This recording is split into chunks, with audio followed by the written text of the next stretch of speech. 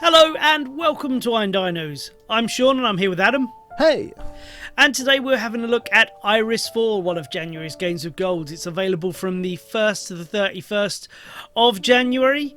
It was made by PM Studios and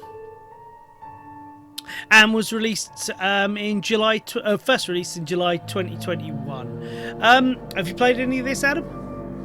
Yeah, I played a little bit. Keen to play more. What about you, dude? Yeah, I played about 45 minutes, something like that. I got to the end of either this second or third world. I can't remember. It immediately struck me that I really, really like this art style.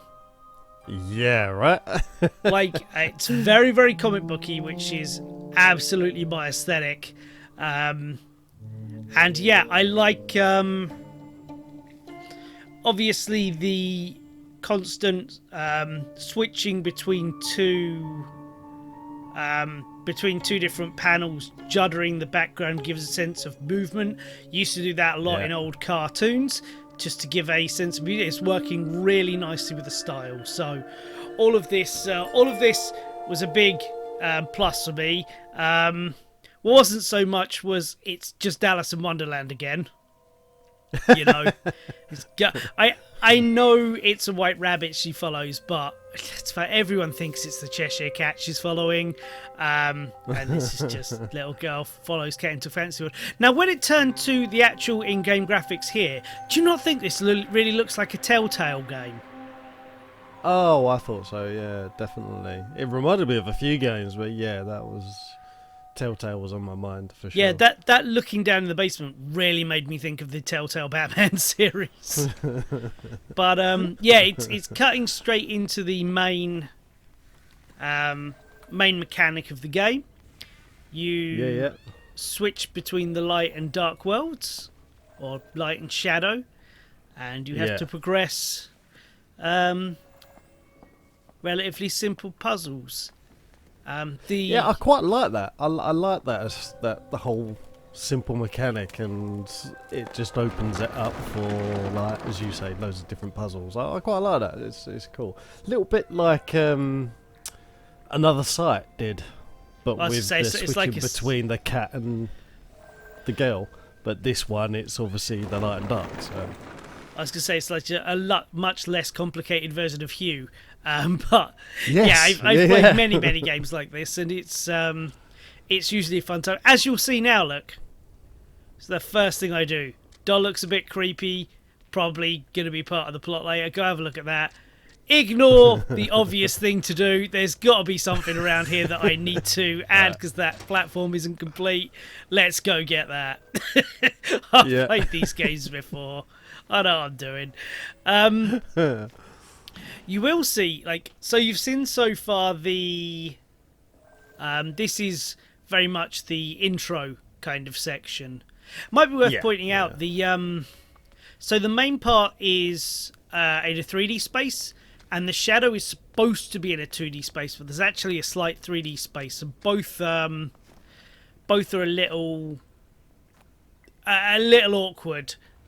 So here we go. So we now got to this part, and it didn't tell me how to actually place that, because you press A to highlight it. You then actually have to push across to put it in place. And it didn't tell me to do that, so I'm just pressing A and X and stuff, and it's not doing anything. But it was easy enough to figure out. Yeah, you got to feel your way through it a little bit, but yeah, I know what you mean. But yeah, no, I quite enjoyed the puzzles I played, and I'm, as I say, very keen to go back. It's my kind of game. Love this kind of game. Yeah, really good. So the first puzzle was very easy. It was to show you that you're supposed to go over to... you could see the shadow puzzle from the start, and you were supposed to look around and find things. This one is now significantly more complicated, and therefore more fun. Yeah. Do you enjoy games when they challenge you, or is it a little bit frustrating for you? No, no. I like a game with a challenge, and I like Yeah. and I like a puzzle game when so I knew that's what was going to happen, but I had to prove it to myself. It was one of those, I'm just like, I know I'm not going to be able to do anything back there, but I can't see anything I can press, so I just have to prove to myself that I can't go back there. Yeah. Because I wasn't going where I needed to go, and there we are. We found that. No, I enjoy... Oh my god, I swear to you, right? Yeah. This puzzle I've seen in so many games, I just instinctively did it, knowing how it would be done. Look at that, just absolutely first try, completely destroyed it, because I just played this puzzle in so many damn games. But anyway, no, I very much enjoyed what I played with it, it's kind of... I think it looks better than you'd largely expect of a game of this type. I think it looks very very accomplished for what it is, which is a small indie Games of Gold game. I think it looks very, very nice. It is a bit janky, Yeah, with the physics and the collision detection and stuff like that, and some of the animation is as well. But overall, I thought this was pretty good. I think it's quite an easy thing to sort of get over, but you do notice it. Yeah, I don't think it really breaks the immersion too much. So it's it's got its slight issues, but yeah, it's quite easy to get over. Yeah, and this isn't exactly this isn't a game I'd buy. So, while I do slightly wish that the Games of Gold were one larger release and one smaller release like this, I certainly can't complain that I'm getting stuff like this, because this is the sort of thing that I will play for a few hours if you're giving it to me for nout, Yes. Yeah, for sure. I don't know if I would have brought this game, to be honest, either. But well, chances are I'd never even have heard of it, Yeah. I mean, I like a puzzle game, so it's possibly one I would have looked at. But that's why I kind of like the whole Games of Gold thing, because it gets you to try new games that you not necessarily would try. And you might find a little gem that you absolutely love. So I really liked this puzzle as well. Yeah. It just I don't know. It seems like a mixture of many different games that we've played last year, and I thoroughly enjoyed it. I didn't get too stuck either, so I like that. I like a puzzle game that challenges me, but when it gets to the point of the answer is completely ridiculous outside the box, I get very frustrated at that point. Yeah. Moon logic. Turning off. Yeah, yeah. I can't stand those sorts of things, but when it challenges me to a certain degree, and then I solve it, get a lot of satisfaction out of that. So yeah, it's good. Cool.